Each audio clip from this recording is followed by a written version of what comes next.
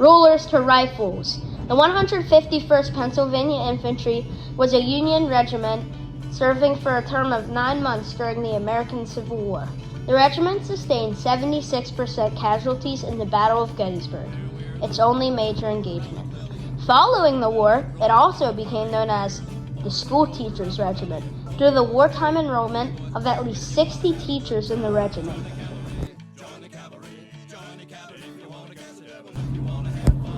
The regiment was recruited from across the Commonwealth of Pennsylvania during the early fall of 1862, with companies raised from the following counties: Company A and C, Susquehanna County; Company B, Pike County; Company F, Warren County; Company D, Junatay County; Company E, J, H, K, and part of I, Berks County; and the remainder of Company I, Scullyville County.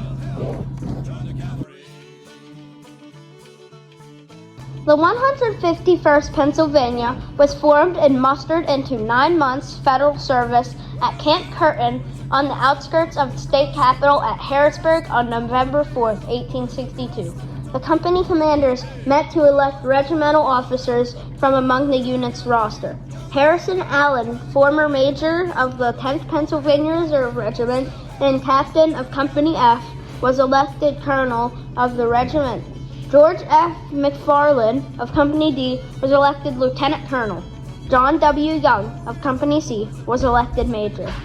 On November 26, the regiment was issued its equipped in smoothbore muskets and sent by train to Washington, D.C.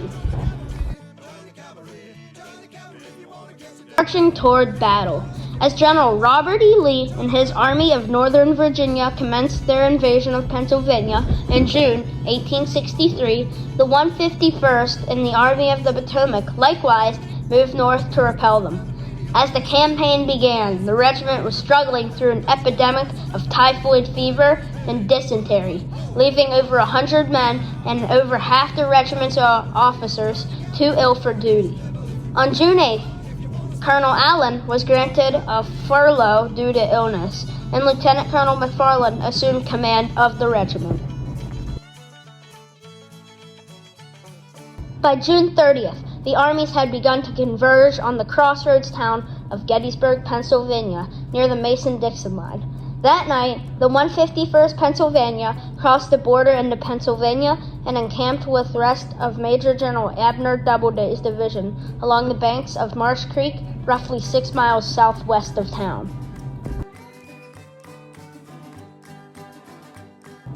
Shortly after dawn, on July 1st, Union Brigadier General John Buford's division of cavalry engaged the advancing command division of Major General Henry Heath on the series of low ridges northwest of town. Becoming heavily outnumbered, Buford called for assistance from any nearby infantry. Major General John F. Reynolds, commanding the 1st Corps, encamped a half-mile down the road from the 151st Pennsylvania, answered the call, and immediately ordered his corps to march to the sound of the fighting. Shortly before 8 in the morning, the 151st received orders to fall in and begin marching. The 151st and the 3 other regiments of Brigadier General Thomas A. Rowley's brigade followed local roads north and arrived at the scene of the fighting shortly before 11 in the morning. As the regiments marched toward the area, they witnessed their corps commander, Major General John Reynolds, being carried to the rear on a stretcher, killed by a bullet to the head. One man recorded later, "Many a tear fell at the sight of the stretcher." Like ripe apples in a storm. Upon arriving at the Federal lines, the regiment was sent to remain in reserve on Seminary Ridge, the ridge closest to the town and named for the Lutheran Theological Seminary that stood there. While placed near the seminary, the 151st and other units began constructing crude breastworks in case the area should be needed as a defensive fallback point. At roughly 3 p.m., the regiment, by now the last reserve of the 1st Corps, was ordered forward into the gap that had been formed in the main Federal line on McPherson Ridge. McPherson Ridge runs parallel to Seminary Ridge and is separated by a low hollow about 300 yards wide.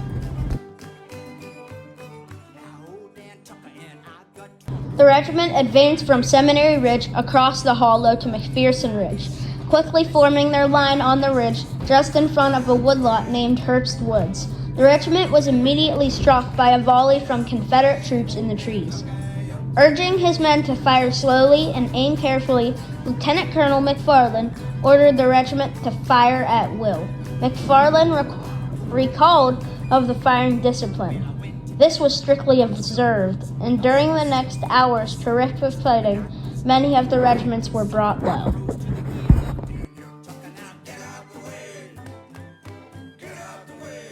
The Iron Brigade, one of the first Federal infantry units engaged that morning, was positioned in McPherson's Woods, not far to the north of the 151st Pennsylvania right flank. The regiment of the Iron Brigade mistakenly believed the large 9-month regiment to be a brigade coming to their relief, and thus began to withdraw to the Seminary Ridge. On the right of the 151st Pennsylvania, the other regiments of Rowley's brigade had held position for a period of time in the fields west of Gettysburg. However, these regiments became outflanked on their left by the North Carolinian Brigade of General James Pettigrew's brigade. Its supporting forces on the right and left, both gone, the 151st Pennsylvania was soon entirely alone on McPherson's Ridge. The regiment has sustained heavy casualties from its front and exposed left from Pettigrew's North Carolinian troops.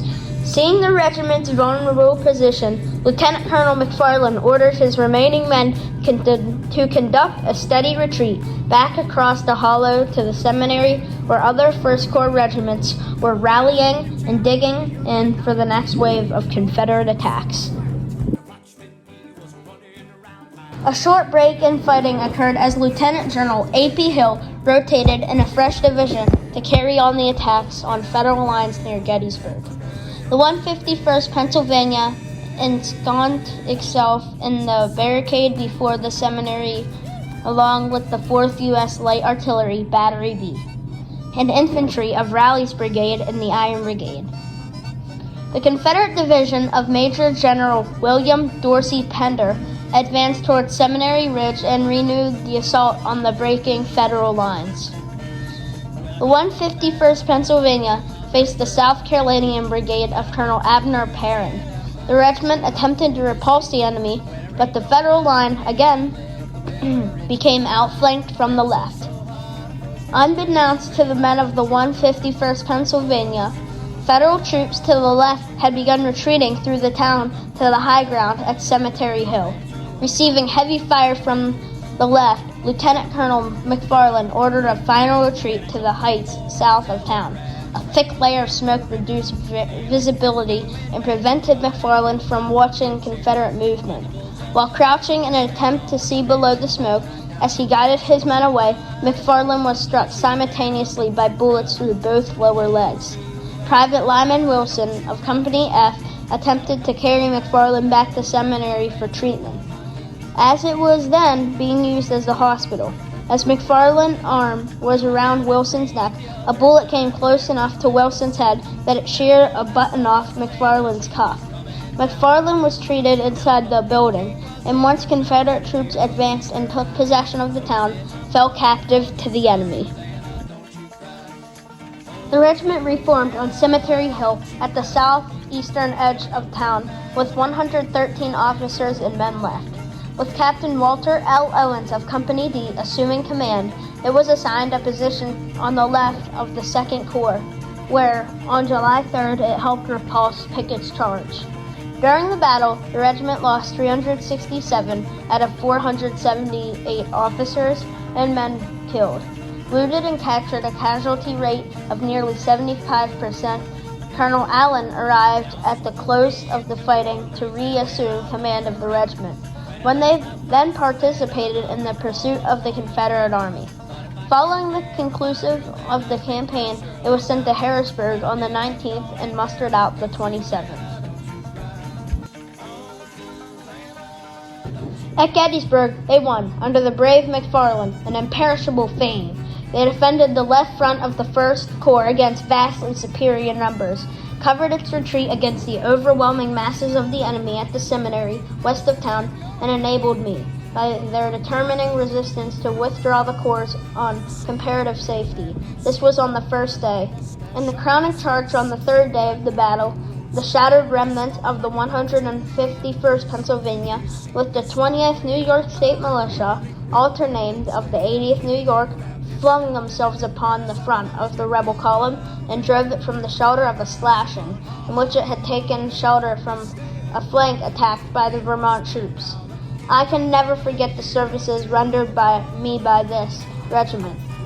Directed by the gallantly ingenious McFarland, I believe they saved the First Corps and were among the chief instruments to save the Army of the Potomac and the country from unimaginable disaster. Abner Doubleday. This regiment will always remain special to me because of the name. The name sticks out to me because my mom is also a school teacher, and I will always remember the men of the 151st Pennsylvania.